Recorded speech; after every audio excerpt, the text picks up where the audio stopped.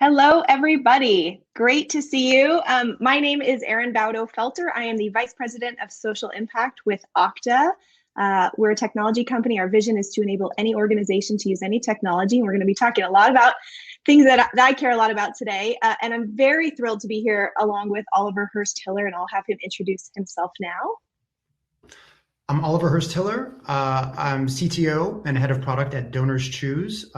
At DonorsChoose, we engage the public in public schools by making it easy for anyone to help a classroom in need. A group called CTOs for Good, which is a group of the folks leading technology at 20 of the most well-known tech nonprofits. Awesome. So Oliver and I have known each other for a while, and like many today, this is the first time we're having a conversation like this in front of 500 of our closest friends. So thanks for giving us the opportunity. I am particularly excited about this conversation with Oliver. I can say from the couple of years that I've had the pleasure of knowing him, that he is truly one of the most experienced, the most thoughtful, and extremely generous tech nonprofit leaders that I know. And I know that you're going to get a lot out of this conversation today. The topic today is how to build your technical team. And that is something I know that is a huge topic on everybody's mind in this group and for entrepreneurs as you're building out your teams. And so we're going to dive right in.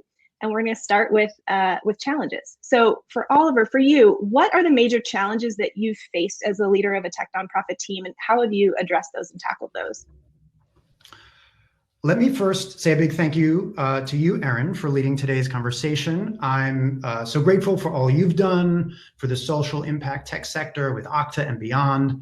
I'm also so grateful to the amazing team at Fast Forward and everyone who's worked so hard to make Accelerate Good Global happen, especially under these unusual circumstances. It is my honor to participate. Erin, to your question about tech nonprofit challenges, where do I begin? There are a handful. Perhaps first and foremost, we have to do a lot with a little.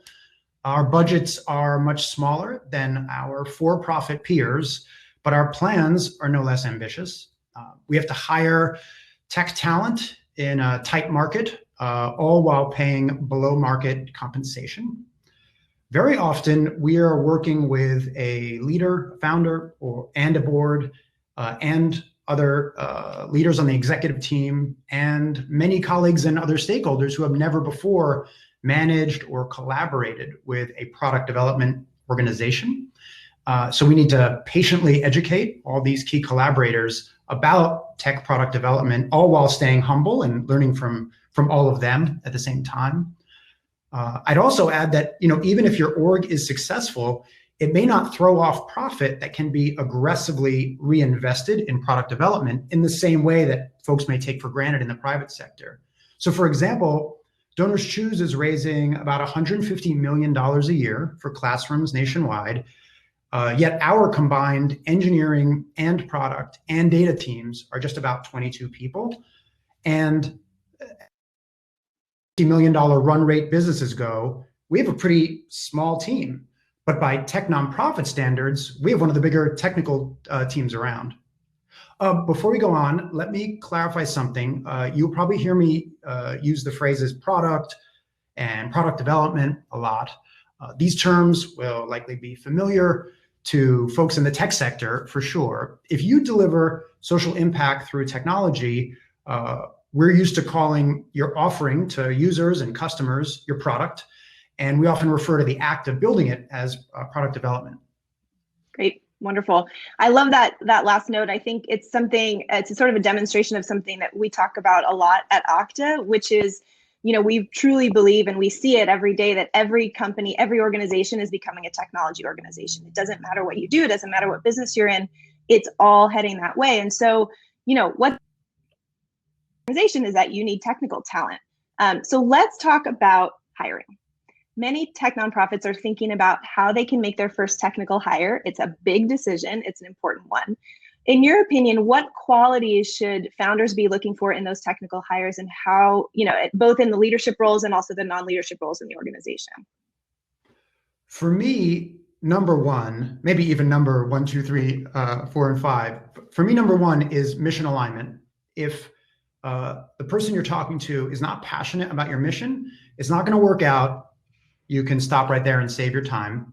I also think experience at a startup or a small org might be better than big company experience, at least as far as the team leader is concerned. And I say that because I think startup folks are used to things like uncertainty and pivots and wearing lots of hats and being severely resource constrained at times. And they might be more likely to prioritize adventure and impact over stability and long-term planning clarity. I also think that generalists are preferable to specialists. As I said, we have one of the bigger tech teams around, and even we are not going to have enough work day to day for a technologist who is a deep expert in security or database optimization or payments or Kubernetes and only wants to work in those areas. So we favor folks who are excited to work all over the stack and on all kinds of technical challenges. Mm-hmm. I think seniority and experience is ideal in the first few hires. They'll help you get critical early decisions right and make good subsequent hires.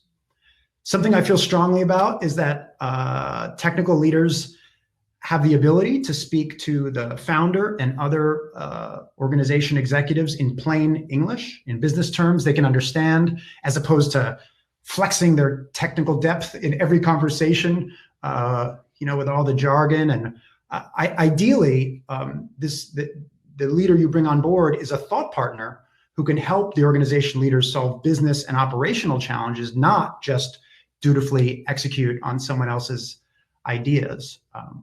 I think that the technical leader doesn't necessarily have to have a pure engineering background, which might be a funny thing to say, but sometimes the right hire is someone with a product management background who has lots of experience managing developers. And last thing I'll add is that along those lines, don't neglect the product side, even in the early going when budget is tight. And I'm thinking about product management, product design. Some people believe that the founder should be the first product manager in a product-driven organization. I believe the founder should be very close to the product in the early going for sure. But ideally, you'd have at least one product manager or product designer. Otherwise, I fear there's a risk you're going to build the wrong thing for the wrong customer, prioritize poorly, or struggle to stay focused, or get the critical features and details wrong in the early execution. Great. So, that's a lot. That's a lot to think about, right? We're talking about engineering. We're talking about leadership experience. We're talking about startup experience. We're talking about product management. So that's kind of the landscape of what you need. Now, how do you go about attracting the right folks, right? Because the challenge is, obviously, you're competing with tech companies like Okta and others, and other private sector organizations more broadly who also need technical talent as every organization becomes a technology organization. So when hiring, as a tech nonprofit, how do you keep the role compelling? How do you want the best talent, right? But you are going to probably have to pay slightly under market compared to some of those other sectors and some of those other companies. So how do you think about that, and how have you tackled that at DonorsChoose? Well, apologies if I sound like a broken record. Again, I think number one is mission alignment. If a technical person is sufficiently passionate about your mission, my experience is that they'll be willing to make the financial trade-offs in order to get involved. I think once they're on board, it's important to keep technical folks, but this is really true for the whole org, but I think especially folks on the product development side, you want to keep them exposed to the mission and the social impact. It's the motivation that they need to keep cranking. And product development is back office work, and oftentimes can feel removed from the front lines of the social impact that is what brought the person to the org. So for example, at DonorsChoose, we do classroom visits and we bring in teachers to speak to our team in order to cement the connection to our mission. I think this is not specific to the tech nonprofit sector, but having a great org culture always helps. It helps recruiting, it helps retention. I'd also add that I think as a relatively small org, you should be fast and agile. So speed and agility of decision making should be selling points, especially for folks coming from larger orgs. And lastly, tech nonprofits tend to be more diverse than typical tech companies along racial and gender lines, which is attractive to many folks who have spent their careers in the traditional tech sector. Mm-hmm. Absolutely. It's interesting because, all the comments you're making about the things you do to keep your staff connected to mission, it's not unlike a lot of what I think teams like mine are doing inside of companies when you think about social impact and the idea that, our employees inside of our companies are really asking for this stuff, and they don't just want to, sit behind a screen. They want to get out there and really touch and feel and experience the impact that the company is having, that they are able to have. And so, it's a tactic that companies are certainly using to engage their employees. And there's a company benefit to that. And hopefully there's also a community benefit if the programs are strong and developed well.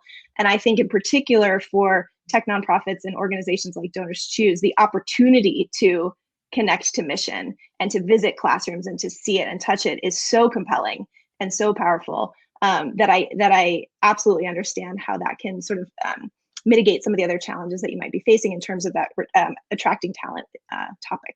Yeah. So that's great. Okay, so sorry, I'm finding where we are here. So once these folks are in the door, you've attracted them, you've done your job, you found the right people. What advice do you have in terms of managing the technical staff, right? And let's talk about both in-house staff that might be sitting next to you, although not necessarily today, but also remote developers, right? Timely topic right now. Let's talk about how you manage that staff in both cases. What I tell social entrepreneurs is, no offense, but if you've never managed technical staff before, chances are you're not great at it. Plus, you won't be able to focus full time on learning how to be great at it because you're really busy with lots of other important things. And that's why I believe it's better to hire an experienced technical leader who's done it all before. Obviously, I'm not objective on this topic. I'd like to consider myself one of those folks, and I fraternize with many other CTO types. But listen, these folks have wisdom and preferences with regard to on-site versus remote, or in-house versus offshore, or buy versus build, or what tech stack to bet on, or where to host your app, and all those things. And I think it's better to find someone experienced and empower them to play to their strengths. It's better than being religious about any of those decisions. And with regard to remote developers, it's becoming more common, and it's a popular way to address the technical hiring crunch, especially in these super competitive markets like the Bay Area, New York, Seattle, DC, et cetera. But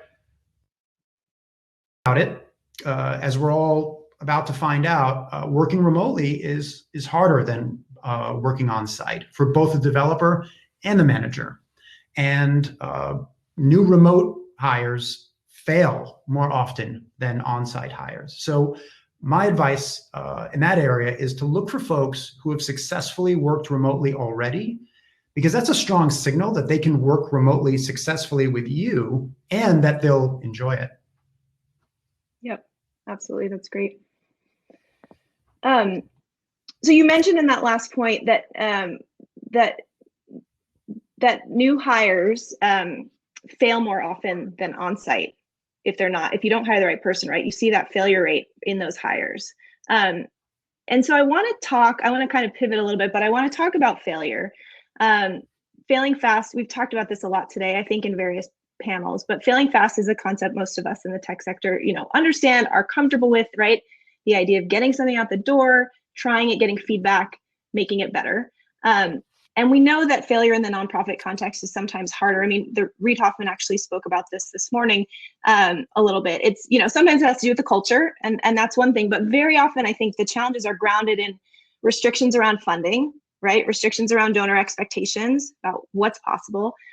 So let's talk about failing fast from your point of view as a tech leader and a product leader inside a tech nonprofit. I know this is something many nonprofit tech founders are worried about. They're worried about launching a product before it's perfect. Give us some advice on this. Share some stories and instances of failure and how you've dealt with that in your role.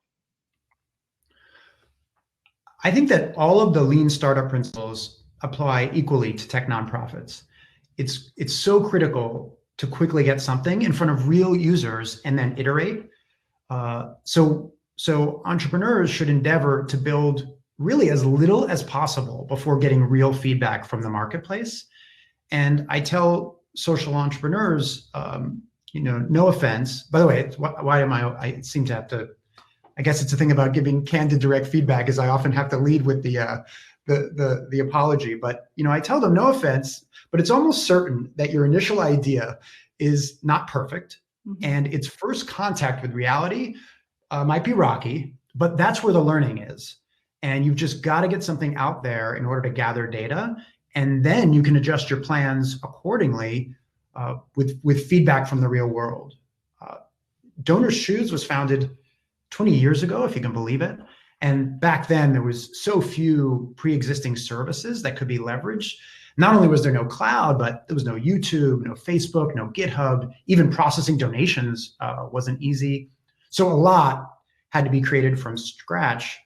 But still, the organization's original product was very much an MVP, as we say in the lean startup world, a minimum viable product compared to what it would become. And in terms of failure, geez, we've gotten so many things wrong over the years along the way that it's hard to keep track. Probably everything we're doing well today, we previously did wrong and had to learn the hard way. But I think that we always learned quickly from our mistakes, and that our growth was able to outpace our failures during those formative years. And to your point, and as others have mentioned, I do think that a challenge that is unique to our sector is the amount of tolerance for failure on the funding side, or lack thereof. Investors in software and biotech startups, they expect entrepreneurs to fail often and rapidly, right, in search of product market fit.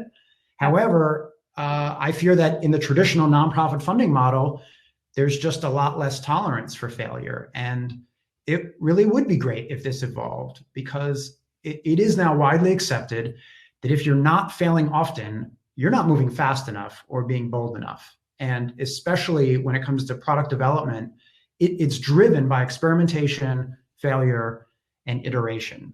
And entrepreneurs should be able to experiment aggressively and to share their failures and their learnings with their funders without fear.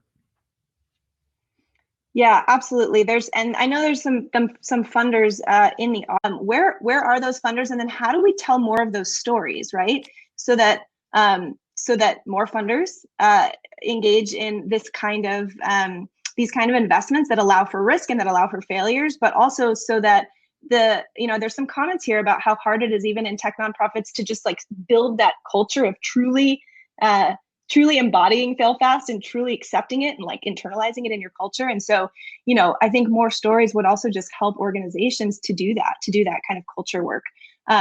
There's another question in the comments here that I think is interesting and relevant right now. Oliver, it says, for nonprofits that need to launch an urgent solution, say in a crisis response scenario, what advice would you have about onboarding volunteer engineers? I don't know if this is something you've ever experienced yourself.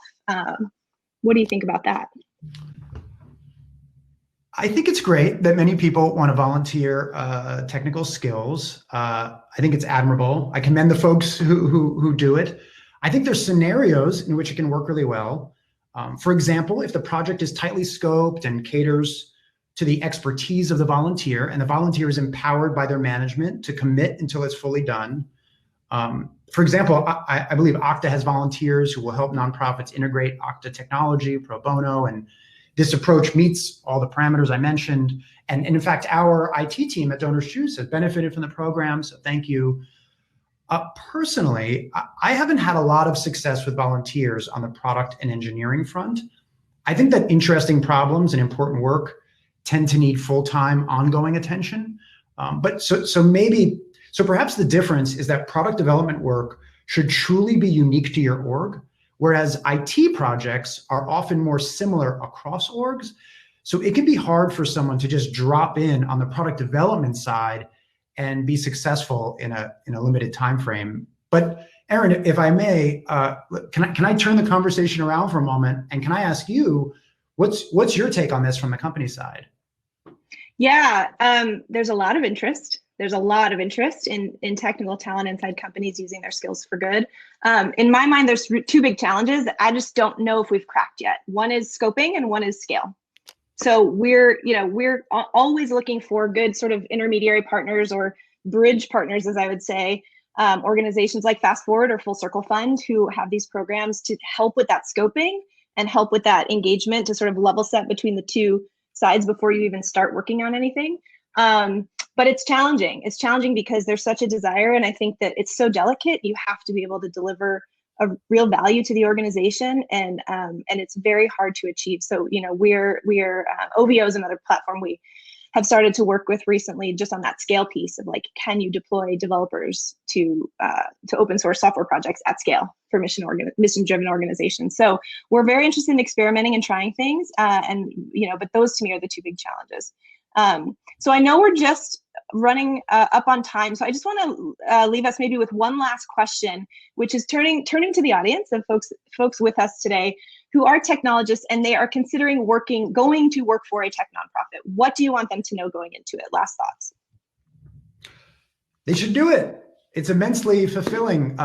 There's nothing like waking up every morning knowing that your work is directly helping people and solving important problems. I feel like I have the best job in the world at DonorsChoose. I get to help teachers and students in high-need communities while doing the technology and product work that I love. One warning, though, is that tech nonprofits are quite different from traditional nonprofits. There are many wonderful nonprofits out there, and they all have IT needs, and I don't want to discourage anyone from helping them. But if you're passionate about building new things and about product development in particular, and about applying technology directly for social impact, there's a chance you might be happier at a tech nonprofit. Tech nonprofits are more likely to resemble the tech companies at which you work or whose products you admire. And ideally, tech nonprofits are agile and fast moving and deliver their social impact primarily through the application of technology. And technologists and product people have a seat at the table when it comes to strategic decision making. So if that sounds interesting to you, here's a plug. Fast Forward has a job board with lots of technical opportunities and amazing organizations. So I hope you'll check it out. Awesome. I second that. Could not agree more. Oliver, thank you so much for your advice, insights, advice, your candor, always appreciated. And thank you for the broader work you do to enable the tech nonprofit community and tech nonprofit leaders. Everyone, be safe, be well, and thanks so much. Thanks, Erin. Thanks.